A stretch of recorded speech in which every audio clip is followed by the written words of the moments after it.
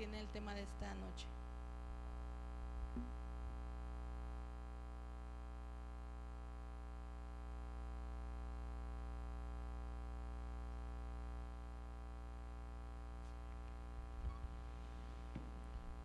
Buenas noches, qué gusto saludarles en esta semana de familia.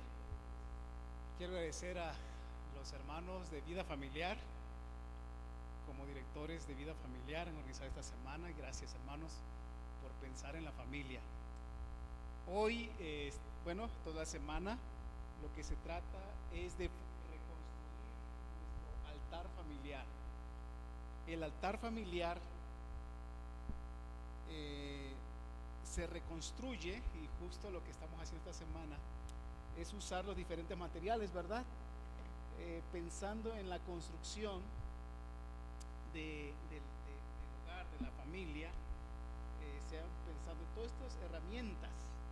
Cada una de estas herramientas tiene el propósito de que recordemos algo que nos ayuda en la edificación de nuestras familias, nuestros hogares.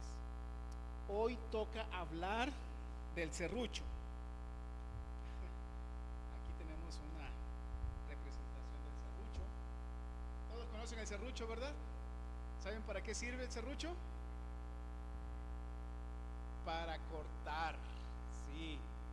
En la construcción, qué importante es el serrucho, porque los materiales pues vienen en diferentes tamaños, y para el momento de la construcción es necesario usar el serrucho.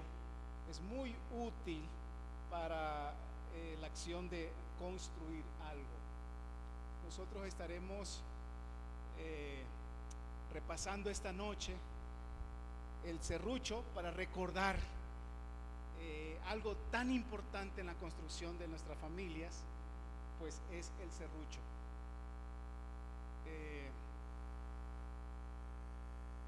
¿Sí?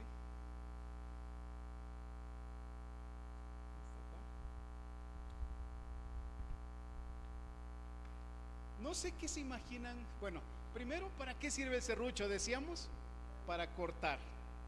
Sí. Bueno, pero no solo se corta madera. Sí, se puede cortar plástico. Bueno, pero hay otros materiales más duros que el serrucho no podría cortar. Se necesitan dientes más finos. Y entonces hay otro material que se llama ceguetas, ¿verdad? Las ceguetas hacen cortes en el fierro, con la lámina. Y así los serruchos, los cortes que hacen el serrucho es bien importante. A ver aquí. Bueno, aquí está. Nos sirve para cortar madera, ¿verdad? Decíamos, en la construcción esto es muy importante. Los dientitos que tiene el serrucho lo hace bien útil para cortar la madera, para que no se atasque también durante el corte. Otra cosa interesante es que el serrucho es tan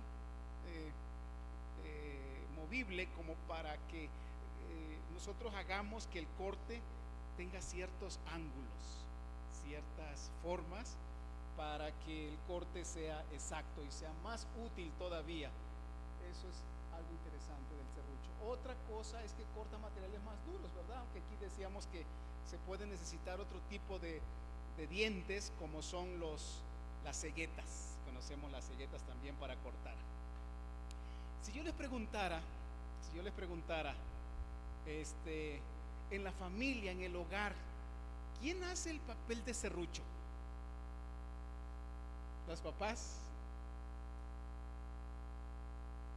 ¿Sí? Y de los dos, ¿quién hace más el papel de serrucho? ¿De papá y mamá? ¿Mamá? Quisiera que pensemos esta noche en un pensamiento que tenemos aquí para recordar y relacionar el serrucho como algo tan valioso, tan importante en la familia. No quiere. Ahí está ya. Gracias. Miren esta Miren esta cita. Todos los miembros de la familia giran alrededor del padre. Él es el legislador y en su conducta viril ilustra las virtudes más austeras: la energía, la integridad, la honradez, la paciencia, el valor, la diligencia y la utilidad práctica. Esta noche, hermanos, yo quisiera resaltar, de acuerdo a la palabra de Dios, al padre de la casa, el padre del hogar. Vamos a verlo desde el punto de vista de la palabra de Dios, pero también vamos a verlo, hermanas, como el esposo de ustedes, el padre. Pero también vamos a verlo como pues el padre de los hijos de la casa. Vamos a verlo también los hijos en el gran papel tan importante que desarrolla el esposo y padre. Primero dice que es el legislador. El legislador. Quisiera que pensaran en la fuerza del serrucho con la imagen de un legislador. ¿Qué es un legislador? Pues estos días hemos estado escuchando mucho de eso, ¿verdad? El poder judicial, pero el poder judicial solo aplica las leyes que ya hizo ¿quién? Los legisladores. Dice esta cita maravillosa que el padre en casa, ¿qué cosa es? El legislador. ¿Cómo que el legislador? Porque papá es la fuerza del hogar, la autoridad de la casa. Y el papel de papá entonces juega esta parte viril, dice. Viril. ¿Qué entienden por viril? ¿Qué es un padre viril? Un hombre viril. Viril. Viril pues viene de varón, ¿verdad? De varón, de ser un viril, un varón bien hecho. Porque, miren, ustedes han escuchado que papá representa la fuerza, la razón, y mamá representa la dulzura, el corazón, la suavidad. Son dos cosas distintas que se complementan en la formación del hogar y de los hijos. Mamá más apapachadora, pero papá más de marcar la pauta. Esto se va a hacer así. Papá necesita entonces, dice, en su conducta viril, necesita las virtudes más austeras. ¿Qué es una virtud austera? ¿Ah? Sencilla. Es que miren, cuando mamá habla con ternura y apapacha, y eso está bien, pero a veces papá es más austero. Quizás papá no pone ternurita en su voz. Tal vez papá tiene que ser más rudo a veces. Y entonces esa virtud austera es la energía. La energía. Papá debe hablar con firmeza. Y mamá habla más con ternurita, ¿verdad? Es más suave. Papá representa la integridad. Eso es a veces rudo. Papá a veces necesita ser rudo cuando se trata de integridad en el hogar. También la honradez. Como el serrucho, ¿verdad? Corta. Pues la honradez es cortar donde corresponde.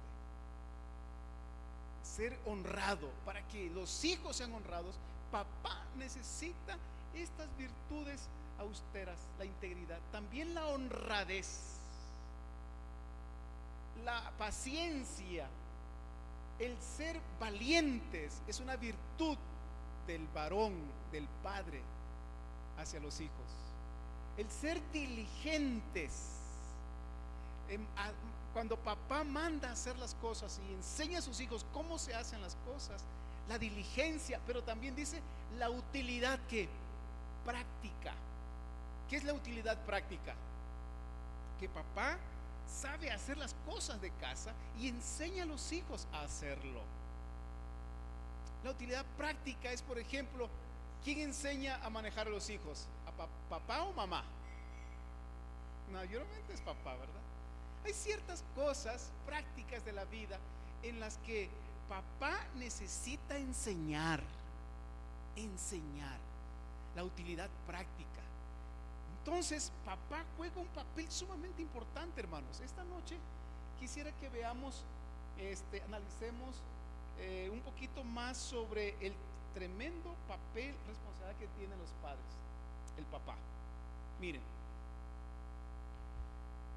ustedes escucharon esta noticia, esto fue en el 2012.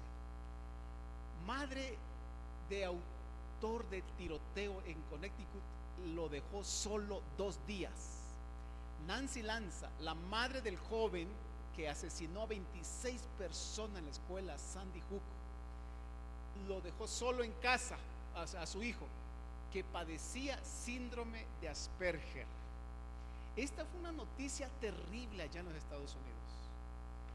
Resulta que esta mujer pasó 2 días en Bretton Woods, muy lejos, a más de 450 kilómetros de la localidad de Newton, ahí donde vivía Lanza con su hijo menor Adam, de 20 años, según CNN. Este muchacho tenía ¿cuántos años? 20 años. Pero su mamá de vez en cuando lo dejaba solo. Y dice, Nancy Lanza solía tomarse unas mini vacaciones sola, según sus amigos. Confiaba en dejar a Adam en casa solo, pero no quería que cocinara, por lo que siempre que salía de viaje le dejaba la comida preparada. Apunta el diario. O sea, voy a estar mucho tiempo lejos, pero imagínense que se iba a pasear y sola, y dejaba al muchacho solo, adolescente, 20 años. Pero el joven mató el viernes a su madre en casa y después se dirigió en coche hasta el colegio Sandy Hook, donde, ataviado con ropa de combate y armado con 2 pistolas y un rifle, asesinó a 20 niños, 6 adultos, antes de suicidarse él mismo. El arma utilizada por el autor de la masacre era un rifle semiautomático Bushmaster 223, así como otras 2 pistolas semiautomáticas que llevaba consigo en ese... No alcanzo a leer, ustedes tampoco, ¿verdad? Bueno, en ese día trágico, terrible, que mató a 22 personas. ¿Su maestra? Sí, porque 20 niños, 6 adultos, y luego él, 27 personas.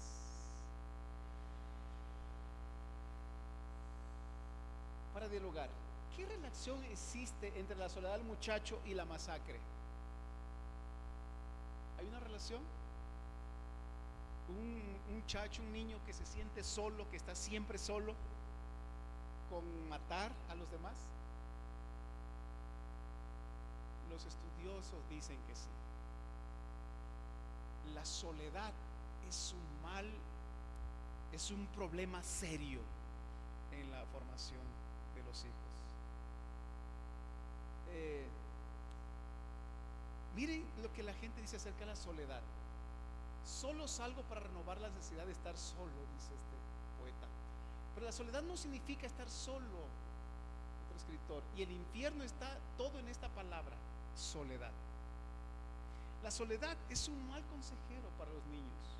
La soledad es un estímulo para que el ser humano preste más atención a las conexiones sociales o renovar los lazos rotos. Por ejemplo, hay una reacción física cuando usted toca algo caliente y rápido aleja la mano. Una reacción física. Pero la soledad es una reacción ¿de qué tipo? Emocional. Cuando cuando las personas se sienten solas, van a reaccionar con, de diferentes maneras. La soledad es un mal consejero, pero especialmente en los niños. Los niños empiezan a reaccionar con emociones en su soledad. Dice que la soledad es una experiencia desagradable que se produce cuando la red de relaciones sociales de una persona es deficiente en algún sentido importante, ya sea cuantitativa o cualitativamente. Es decir, puede ser que yo tenga muchas relaciones, pero no tengo relaciones cercanas, íntimas. Entonces me siento solo. O puede ser que no tengo ninguna relación fuerte. La relación de los niños con los padres es muy significativa para ellos. Los padres no podemos decir que nos enojamos con nuestros hijos y mantenernos enojados. No. Pronto tenemos que restablecer la relación con nuestros hijos. Porque si se rompe la relación, el chico empieza a experimentar ¿qué cosa? Soledad. Puede ser que esté en casa en medio de la gente, pero siente soledad. Porque soledad, ¿qué cosa es? Esa experiencia desagradable que se produce cuando la red de relaciones de una persona es deficiente. Si los hijos tienen una relación deficiente con los padres, que es la relación más importante de un muchacho, ¿no es cierto? De una persona pequeña. La soledad, bueno, no voy a ahondar en esto, pero aquí miren, hay estudios que muestran que la soledad se asocia con bajas calificaciones. La soledad en los chicos se asocia con la expulsión de la escuela, con fugarse de casa, con la participación en actos delincuenciales como el robo, el juego y el vandalismo. Esto es lo que causa la soledad. Ahora, voy a brincarme esto.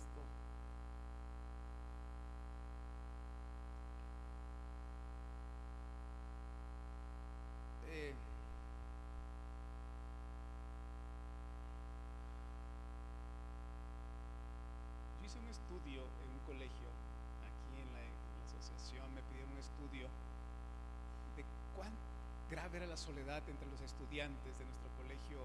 Mi esposa estaba de maestra en el colegio Niños Héroes, ¿no? ¿Cómo se llama? Ya no me acuerdo. El colegio Amor. Aquí, Asturias, Miguel Ángel Asturias. Hicimos un estudio allí con todos los niños y los padres. Cuando presentamos el estudio, los padres se espantaron, se preocuparon seriamente, porque ellos no se imaginaban el grado de soledad que estaban experimentando sus hijos. Porque miren, muchos padres piensan que por tener celulares, por tener internet, tener un iPad, y a veces el iPad también conectado a internet, con eso piensan los padres a veces que los chicos no pueden experimentar soledad si están conectados con todo el mundo. Pero hay varios tipos de soledad. La soledad más difícil que experimentan a veces las personas, y les duele especialmente a los niños, es la soledad del alma. Porque la persona puede estar dentro de tantas personas, pero ellos aún se sienten que solos. Y la soledad hiere, la soledad lastima con varios sentimientos horribles a los niños. Bueno, ese tiempo cuando estaba haciendo ese estudio, me sorprendió que justamente el presidente Clinton, ese tiempo estaba gobernando el presidente Clinton, estaba hablando en cadena nacional en una noche, y él dijo: esta noche el 60-75% de los niños se están yendo a dormir a su cama sin haber visto a su padre ni a su madre. Muchos niños en soledad. Y él dijo que el tema de la soledad en los muchachos, en los niños, era un tema de seguridad nacional. ¿Saben qué es un tema de seguridad nacional? O sea, es un asunto urgente, valioso, importantísimo para el país. Porque pues él luego daba los datos de todas las causas emocionales y luego de tipo social que causa, los daños que causa entonces un chico que experimenta soledad. Miren, cuán importante es la presencia del Padre. Dice aquí esta cita maravillosa, miren. Cristo quería que sus discípulos comprendieran que no los dejaría huérfanos o solos. No os dejaré huérfanos, dijo Jesús. Vendré que a vosotros. Preciosa y gloriosa seguridad de vida eterna. Aunque Cristo iba a estar ausente, la relación de ellos con Él había de ser como la de un hijo con su padre. Sí, esta ocasión nos recuerda cuando Jesús le dijo a sus discípulos que Él se tenía que ir. Pero Él dice, les conviene que yo me vaya, porque si yo me voy, les voy a enviar ¿a quién? Al Consolador, al Espíritu Santo. No los dejaré solos, no los dejaré huérfanos. Nuestro amado Jesús sabe lo terrible que es la soledad, el daño que nos causa sentirnos solos. A veces llegamos al abatimiento por causa de la soledad. Y miren, este abatimiento llega porque un niño no quiere quedarse solo. Sabe lo horrible que es la soledad. Pero ¿qué puede hacer un niño? Por más que patalee, por más que proteste, ¿qué puede hacer? Papá tiene que irse a trabajar. Y a veces mamá también tiene que irse a trabajar fuera de casa. Y ese sentimiento de soledad, ¿cómo se la quita, hermanos? Por eso este muchacho que vimos está diagnosticado con el síndrome de Asperger, que mató a 27 personas, luego se mató él. Y entonces los psicólogos estudios demuestran que es causa de soledad, la soledad. Y eso es tan importante para Jesús entonces, que cuando Él sintió que iba a dejar solos a sus hijos, dijo, no los voy a dejar solos. Esta noche quisiera compartir con ustedes, no sé cuántos de ustedes ya conocen los tipos de paternidad. ¿Cómo es que somos como padres, como madres? ¿Y cómo podríamos nosotros ayudar a quitar un poco la soledad en nuestra paternidad? Los estilos de paternidad se pueden identificar gracias al control y al amor. Los padres necesitamos manejar dos cosas en la paternidad: el control y el amor. Son dos cosas grandiosas. Cuando papá tiene mucho amor, en esta zona de acá, un padre que tiene, acá hay mucho control, acá está el amor. Si papá tiene mucho control, pero casi no tiene amor, porque el mucho amor está acá, hay poco amor, mucho control, entonces normalmente vamos a ser un padre como autoritario. El papá tiene mucha disciplina, mucha autoridad, muchas reglas, mucha ley, ¿verdad? Es pura ley, papá. Pero no tiene, ¿qué cosa? Amor. Es muy poco amor, muy poco apoyo. Entonces ese padre prácticamente se convierte en ¿qué? Autoritario. Mucha ley, mucha autoridad, pero poco ¿qué? Amor. Ahora, si tenemos un padre que no tiene amor, pero tampoco tiene control, no disciplina a sus hijos, ningún control, y tampoco tiene amor, tampoco los apoya, entonces se vuelve un padre ¿qué? Negligente. Y este es el tipo de padre que causa más soledad en sus hijos, porque este padre negligente o madre negligente llega a estar hasta ausente en la vida de los hijos. Pero también tenemos papás que aman mucho amor, mucho apapacho, pero nada de disciplina, nada de control. ¿Cómo se llama ese padre? Permisivo. Permite todo, ¿verdad?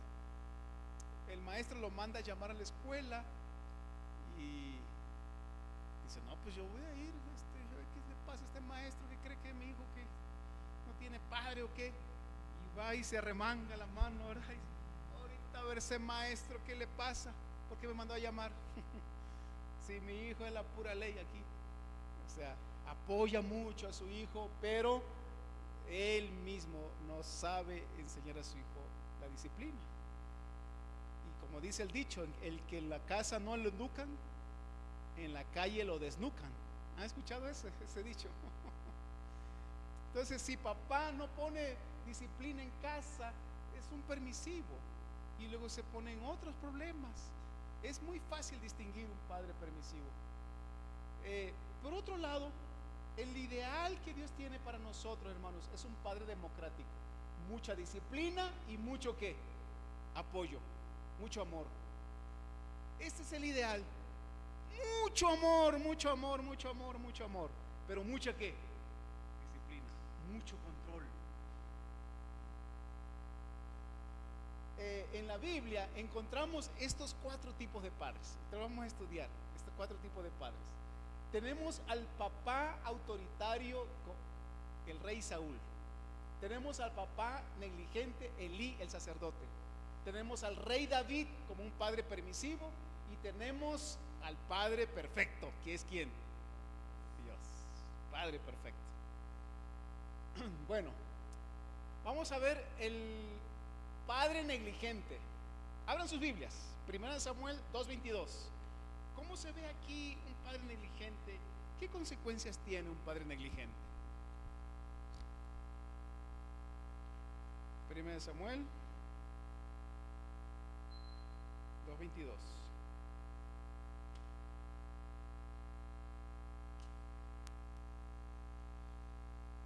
Capítulo 2, versículo 22. Dice la Biblia, Elí era muy viejo cuando supo lo que sus hijos hacían. Sus hijos hacían barbaridades ahí en el templo.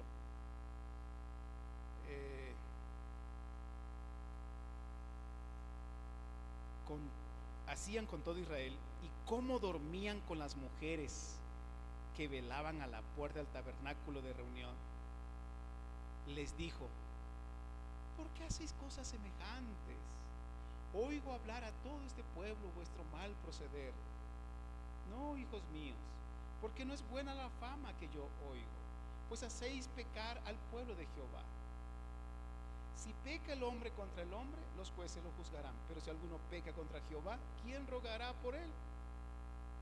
Pero ellos que no oyeron la voz de su padre.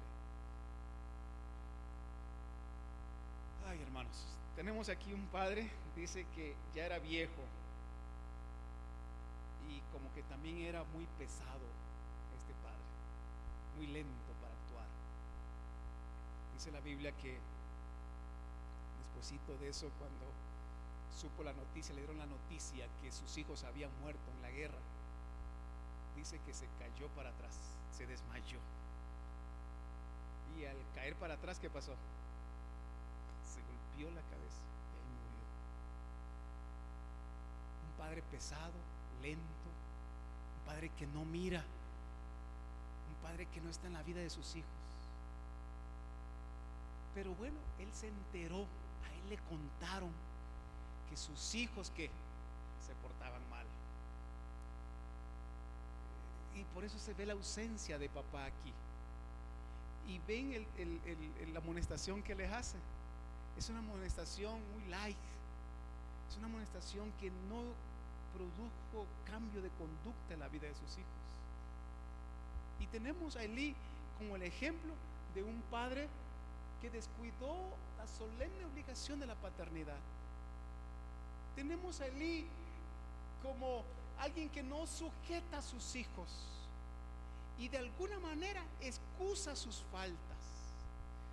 Tenemos a un padre Elí que el hijo hace lo que desea, que el padre no le pone límites, no lo restringe. Tenemos aquí un padre que no se ha educado ni acostumbrado a llevar su parte de las cargas de la vida, y eso tampoco le enseña a los hijos. Por eso al principio veíamos cómo papá le enseña a los hijos a a obedecer y a llevar a la práctica las responsabilidades de la vida, llevar cargas en la vida. Porque un día ese niño pues va a ser otro padre, ¿verdad? Y necesita aprender desde con su papá. La presencia de usted en casa, mientras permita que sus hijos hagan lo que quieran, es peor para su familia que si estuviera lejos de ellos, y tiene peor influencia sobre la causa de la verdad. Un padre que está allí en casa, pero permite que sus hijos hagan lo que quieran, dice que ¿qué? Es peor que si estuviera ¿qué? Lejos. Está ahí, pero no está. Eso causa más mal. Porque papá representa, dice aquí, es el legislador y representa grandes valores para la familia. También tenemos un padre autoritario. Es el caso de Saúl. El caso de Saúl. Vamos a leer un poquito el caso. Está en primer libro de Samuel 14:24. Ahí adelantito donde estábamos. Primer libro de Samuel, capítulo 14. Y aquí pasó algo muy interesante. Vamos a leer todo el párrafo, pero voy a resumirles.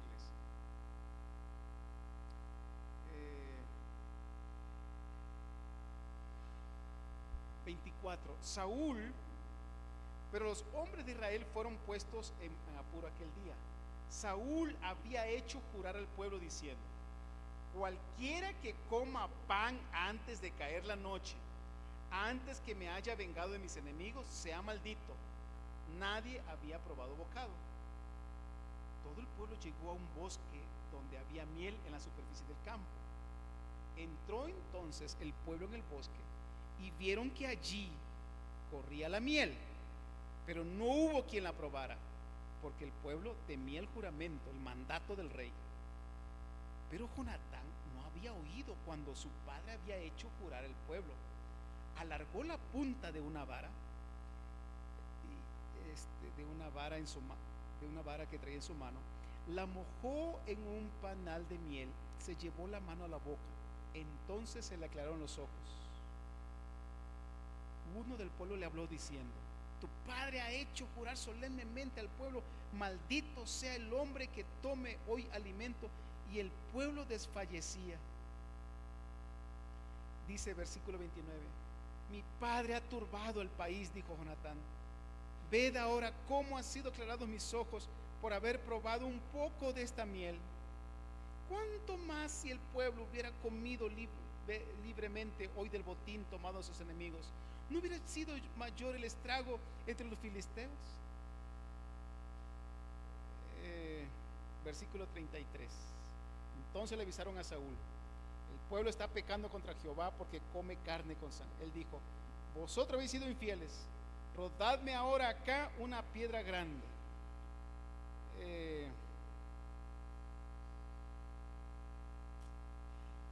Miren, hermanos, ¿qué tenemos aquí? Un papá que le importan más las reglas que sus relaciones. Este es otro extremo de paternidad, porque el rey Saúl puso reglas. La regla es: nadie va a ¿qué? A comer nada. Bueno, está bien, papá es el legislador en casa, esa parte está bien. El asunto es que se deslinda del amor. Papá tiene que poner las reglas, pero tiene que ser como, hermanos, con amor. Jesús le llevaron una mujer que los hombres decían pecadora. ¿Tú qué dices? Moisés no mandó a apedrearla. ¿Tú qué dices? ¿Y qué es que dijo Jesús? Apliquen la ley, apedréenla. ¿Así dijo? No. Dijo, a la mujer al final dijo: pues nadie te condena, mujer. Vete y no peques más. Y la regla: Sí, la regla es importante, pero es más importante ¿qué cosa? La relación con las personas. Jonatán, digo aquí Saúl, exaltó tanto la ley y su mandato, ¿verdad? Nadie va a comer, maldito el que coma. Pero no estaba ahí ¿quién? Jonatán. Finalmente Jonatán comió y se ve la dureza con que Saúl trata a su hijo, porque estaba falto de qué, de amor. Es severo, es frío, es autoritario, es inflexible con su hijo. Y un hijo así, hermanos, ¿cómo va a reaccionar? Un hijo así puede endurecer su corazón, un hijo se puede alejar, un hijo así empieza a tener una imagen incorrecta de Dios, y entonces se encierra en sí mismo este padre. Hay falta de compasión y amor por su hijo, y se queda vacío, sin el afecto. Su alma queda fría, fría, pura ley y nada de amor. Ese es un extremo triste. Miren lo que dice esta cita: su vida sería mucho más feliz si usted no se creyese investido de autoridad absoluta por ser esposo y por ser padre. Fíjense esta cita. Manifiesta nerviosidad y un espíritu autoritario. A menudo deja ver mucha falta de juicio, y cualquiera que sea su opinión acerca de su propia conducta en tales ocasiones, es imposible que su esposa y sus hijos la tengan por consecuente. Una vez que toma una decisión, rara vez está dispuesto a revocarla. Si se empeña en el camino que sigue ahora, en vez de ser vinculador de su familia, será instrumento de opresión y angustia para los demás. Así que el padre necesita unir a la familia. Para unir a la familia necesita firmeza, pero también ¿qué cosa? Amor, mucho amor. Y también está el padre permisivo. Aquí en 2 de Samuel 13, 20, 39 nos habla de un padre permisivo. ¿Saben quién es? El rey David. El rey David. El rey tenía de hijos medios hermanos, y una de ellas fue violada por su medio hermano.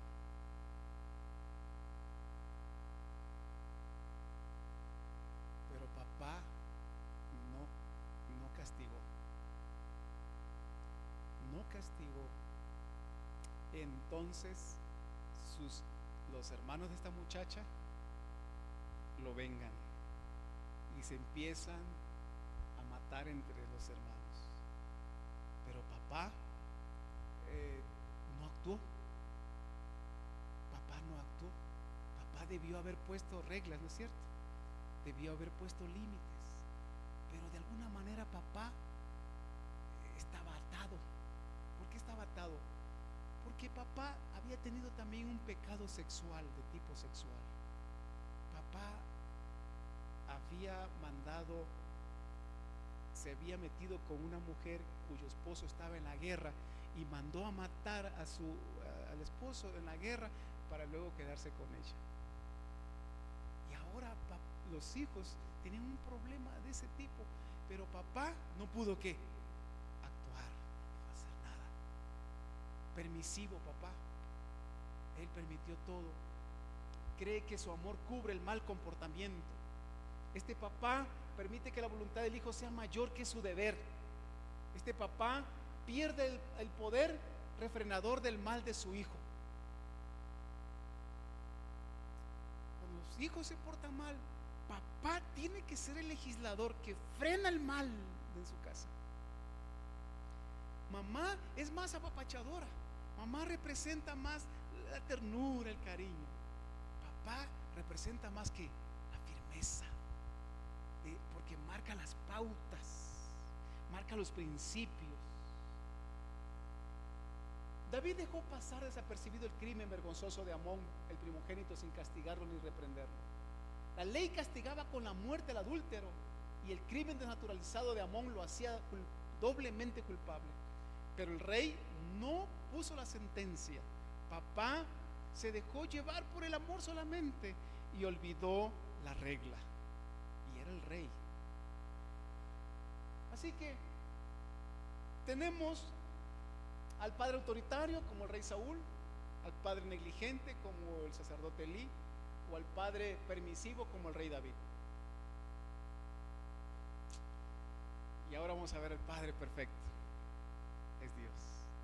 Vamos a terminar esta noche viendo al Padre perfecto. Dice Hebreos 12:5: Hijo mío, no tomes a la ligera la disciplina de quién, del Señor. Dios disciplina a sus hijos.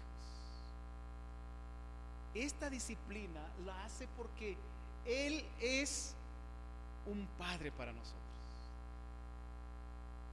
Claro, también está el amor del Padre, como dice Juan, 1 Juan 3:1. Fíjense qué gran amor nos ha dado el Padre, que seamos llamados, ¿qué cosa? Hijos de Dios. ¿Cuánto amor del Padre? ¿Cuánto amor de Dios para que seamos llamados qué? Hijos. Él es nuestro Padre, pero ¿cuánto amor representa eso? Pero eso amor dice que también tiene, ¿qué cosa? Disciplina. Solo el Padre Dios hace una perfecta combinación de amor y firmeza. Amor y firmeza a la vez. Sí, porque el Señor disciplina a los que ¿qué? Noten, disciplina y amor están juntos. Disciplina al que ama, y luego dice, y azota al que recibe como ¿qué? Como hijo. Y también aquí el apóstol Pablo en Hebreos explica cómo, si yo no quiero disciplina, entonces no eres hijo, eres bastardo. Pero si tú dices, sí, Señor, yo quiero ser tu hijo, pues Dios te va a disciplinar. Dios te puede disciplinar porque estás aceptando su paternidad. Ahora, su disciplina es con amor, sin embargo. No podemos dejar ver a Dios solo al lado de disciplina sin ver el amor. En toda la Biblia se representa a Dios no solo como un padre tierno, sino también como un juez justo. Aunque se deleita en manifestar misericordia y perdona la iniquidad, la rebelión y el pecado, de ningún modo justificará al malvado. Si el malvado no se arrepiente, Dios no lo justifica. Esa es su firmeza, esa es su justicia. Si el culpable pide perdón, Dios lo perdona y lo trata como inocente. Ese es el amor del Padre. Pero la justicia es que si el culpable, el pecador, no se arrepiente, Dios no lo toma por inocente. Esa es su justicia, esa es su firmeza. Y es tan firme su ley, hermanos, que dice, la paga del pecado, ¿qué cosa es? Es muerte. Otro día un amigo que estaba estudiando la Biblia me decía, qué bonito explica usted lo del amor de Dios, dice, pero yo también he leído en el Apocalipsis, alguien me leyó acerca de las 7 plagas. ¿Qué me dice de eso? ¿Cómo es que un Dios de amor muere colgado en la cruz con los brazos abiertos? Pero luego en Apocalipsis está derramando sangre y dice que está derramando, su ira sin mezcla de misericordia sobre la humanidad, las últimas 7 plagas. ¿Por qué? Porque Dios es perfecto en unir la justicia y ¿qué? Y el amor. Dios es tan lleno de amor, pero también lleno de ¿qué? De justicia. Y esa paternidad es la que somos llamados a hacer. Juan 16:27 dice, pues el Padre mismo os ama, dice Jesús. El Padre les ama, le dice Jesús a sus discípulos. Yo los amo, por eso vine, pero el Padre les ama también a ustedes. Jesús está diciendo, miren, yo no estoy muriendo en la cruz para apaciguar la ira del Padre contra ustedes. No, el Padre les ama también. Si yo estoy muriendo en la cruz porque tengo que pagar un principio que dice la paga del pecado, ¿qué cosa es? es muerte. Yo voy a morir por ustedes. Pero el Padre les ama a ustedes. Yo les aseguro, el Padre los ama. Y Apocalipsis 15:7 dice que dio a los 7 ángeles 7 capas de oro, llenos de ¿qué? De la ira de Dios. Las dos cosas son importantes, ¿no es cierto, hermanos? Un día a la humanidad impenitente, esa humanidad pecadora, esa humanidad que nunca quiso rendirse a Dios, va a caer la ira de Dios. Vamos a terminar aquí. Esta es una cita maravillosa, Éxodo 34:6. El Señor Dios clemente y compasivo, lento para la ira, grande ¿en qué? En amor y fidelidad. Mantiene su amor. ¿Hasta cuántas generaciones, hermanos? Hasta 1000. Después, y que perdona ¿qué cosa? La iniquidad, perdona la rebelión, perdona el pecado, porque es amor. Sí. Y luego dice, pero que no deja sin castigo ¿a quién? Al culpable, sino que castiga la maldad de los padres en los hijos y en los nietos hasta la 3ª y a la 4ª generación.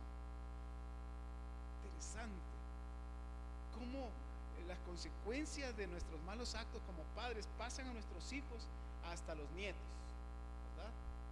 Los hijos, la 1ª generación, los nietos, 2ª generación, 3ª generación, bisnietos, 4ª generación, tataranietos.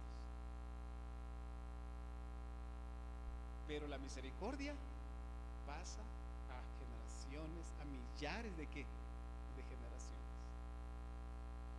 Dios entonces es el Padre perfecto que mezcla el amor y la justicia de manera perfecta. Queridos padres, vamos a ser los padres que Dios quiere que seamos en casa.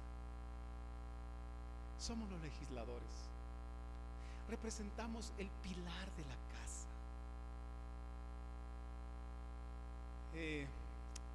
Los padres tenemos que combinarnos con nuestras esposas y madres.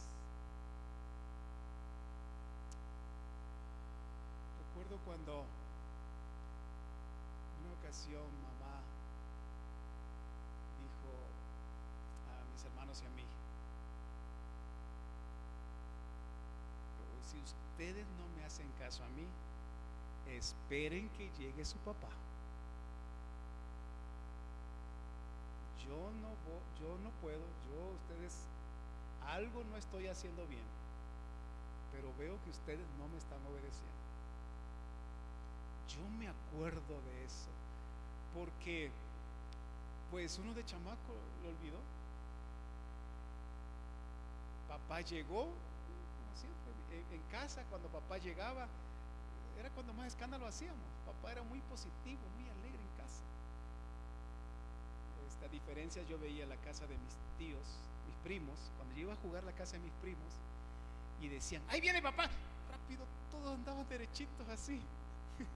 Y en mi casa no, cuando papá llegaba nos soltábamos más, porque papá llegaba y tiraba su mochila por allá y dice: hey, vénganse para acá, chamaco, ¿qué hicieron hoy? Cuénteme. Yo estaba muy cansado, pero siempre tenía ese toque. Así que papá llegó, no pasó nada, tranquilo. Pero de repente papá y mamá se cerraron en el cuarto. Y cuando salen, papá y mamá nos llaman a la sala y nos sentaron ahí. ¿Se acuerdan que les dije que cuando viniera papá íbamos a hablar? Y yo recuerdo a mi padre como legislador de mi casa. Mi papá nos puso en nuestro lugar. Pero no solamente eso. Mi papá puso en alto la autoridad de mi madre y le dijo a mamá: para la próxima no tienes que esperar a que yo venga, mujer, le dijo. Tú también puedes aplicar tienes que esperar que yo regrese, me dijo. Uy, hermanos, qué bueno estuvo eso. El castigo fue ejemplar, pero cómo yo llegué a respetar a mi padre por ese acto.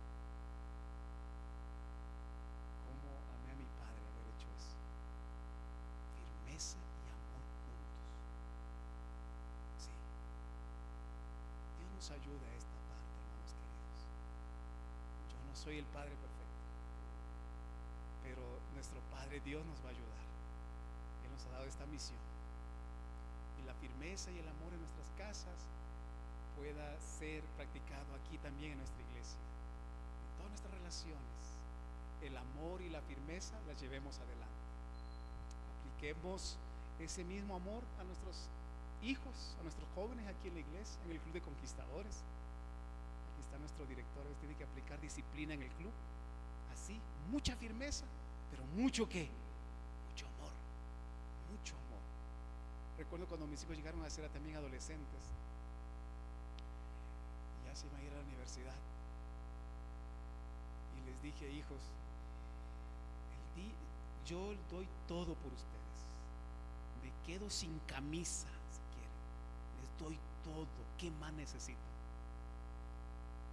Pero el día que usted embarace a una mujer, ese día no recibe ni un peso partido de mi parte, porque significa que usted entonces ya es hombrecito, ya tiene donde llevar a su mujer, ya tiene para mantenerla.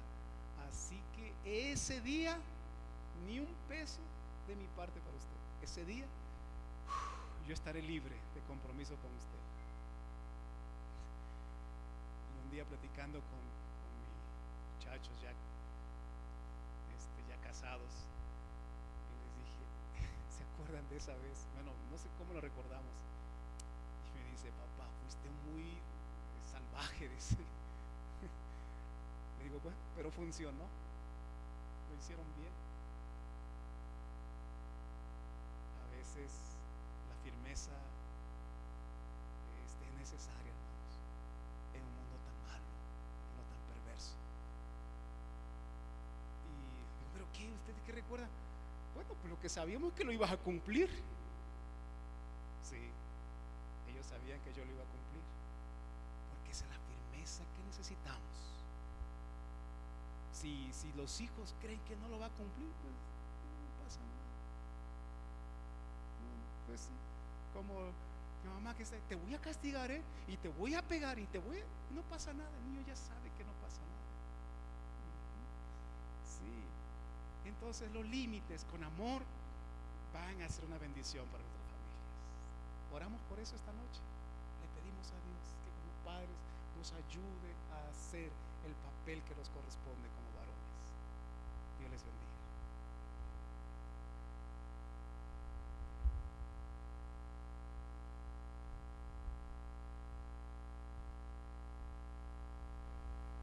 Damos gracias al pastor, ¿verdad?, por enseñarnos para qué sirve el serrucho esta noche.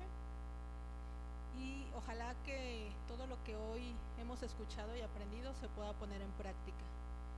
Les voy a invitar a que se pongan de pie para entonar el himno tema.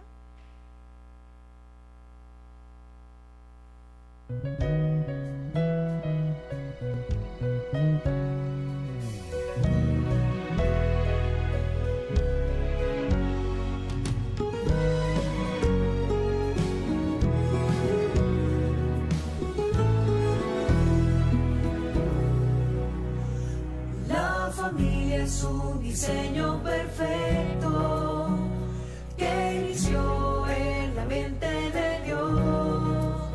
Él nos invita a caminar de su lado y respondemos: yo iré, mi Señor. Juntos rumbo hacia el cielo, hoy responderemos: yo iré.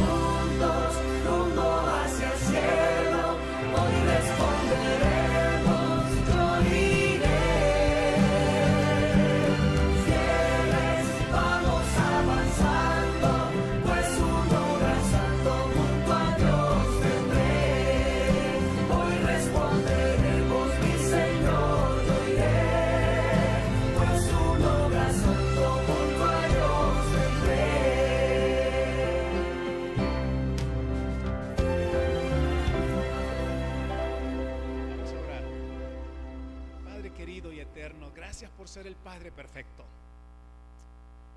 Esta noche, Señor, estamos aquí, padres imperfectos, y pedimos tu ayuda. Pedimos tu bendición como padres, como jefes de hogar, como sacerdotes de nuestras casas. Perdona nuestros errores, Padre, nuestras equivocaciones. Perdona nuestras omisiones, nuestra negligencia. Y también nos hemos equivocado, Señor, a veces en la rudeza. Pero gracias por tu palabra santa. Gracias por ser tú el Padre perfecto. Gracias porque tú no nos tratas como merecen nuestros actos. Y entendemos que tu amor nos conquista y tu amor nos hace compartir ese mismo amor a los demás. Señor, como padres, que nos guiemos por el amor en las diferentes circunstancias difíciles, a veces adversas de la vida familiar, especialmente con nuestros hijos. Que nos guíe el corazón, que nos guíe la justicia, que nos guíe tu palabra, que nos guíe tu santa y divina voluntad, porque queremos guiar a nuestra familia por ese camino, Señor. Entonces, ayúdanos para estar presentes siempre en casa como padres. Y cuando papá está ausente, que mamá también, Señor, tenga la autoridad y el control de casa con ese amor que le caracteriza más. Pero papá y mamá, firmeza y amor juntos, puedan estar combinados siempre en casa, Señor. Te imploro para que nuestras familias siempre tengan a papá y a mamá en casa. Te imploro para que nuestros jóvenes, nuestros hijos, se gocen de saber que en casa está papá y mamá. Ayúdanos a seguir ese modelo, Padre, porque este mundo terrible busca otras opciones sin ti rebeldemente. Pero ayúdanos a nosotros a exaltar tu plan de amor en nuestras familias. Que nuestras familias sean un ejemplo para los vecinos, para toda la comunidad que nos rodea. Ayúdanos, Padre, a exaltar tu plan para nuestras familias, porque tú creaste la idea y el plan de la familia, y a ti queremos honrar. Pedimos tu ayuda en el poderoso nombre de Jesús.